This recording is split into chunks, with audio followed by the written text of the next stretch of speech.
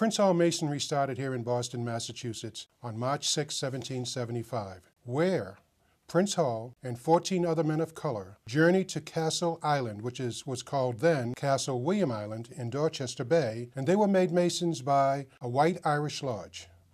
They tried to become Masons here in Boston through the Grand Lodge of Massachusetts, but they were denied. So on March 6, 1775, Prince Hall and 14 other men of color became Masons. And from that point on, Prince Hall started and was the first worshipful master of African Lodge Number 1. This organization offers opportunity for self-growth and development and citizenship building and character building. And I'm sure Prince Hall saw this as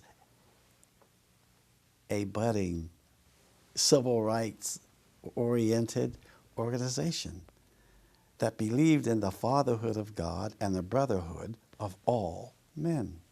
He was a leader in the community back in the late 1700s. He had several petitions put in to the legislature and the selectmen, but his main interest at the time seemed to be education of black children. So he went about establishing the first black school in Boston. And that was Prince Hall's main interest, but then he also fought for the end of slavery and slave trade. He put petitions in for that. He said that, at one point, he said that if you don't want us here, why don't you just give us enough money so we can go back to Africa? Give us a ship and we'll form a Christian nation in Africa, which eventually happened, but not under him. But he was way ahead of his time in all these issues and a brilliant man. And it's really hard to discern how he did all these things in that day when most blacks were slaves. Prince Hall started this organization to help communities become better communities and to help young men become better men. Some of the ways that the youth of today can carry out the legacy of Prince Hall is look at obstacles as opportunities. Now, I know that that's often said, and it's almost like, yeah. But it's a fact. It's like in bodybuilding or anything else. The more effort you put into it, the more obstacle, the weightlifting, the more you grow, the more you develop. It's like character building.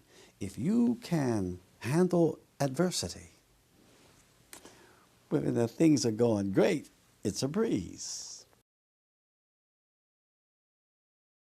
This contest, Who is Prince Hall, gives all of us an opportunity to relate with our elders, the elders relating with the children, learning about a man that represents all of us. The contest, of course, also opens an avenue for travel, for, they find out there's Prince Hall Masons all over the country. They find out there's schools where the president of the schools are Prince Hall Mason, and it just grows. The Prince Hall contest is going to give kids some knowledge of Prince Hall, his legacy, Prince Hall Masonry, and exactly who Prince Hall was and what he was all about. As you learn about Prince Hall, you will learn how he influenced our culture. And when we relate to each other,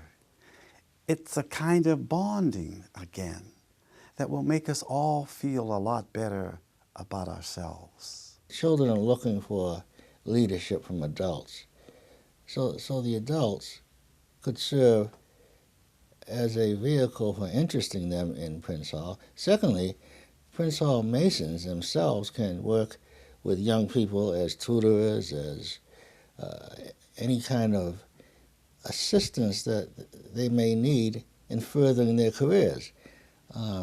This is really needed in this community, that we don't have enough people who are guiding the youth.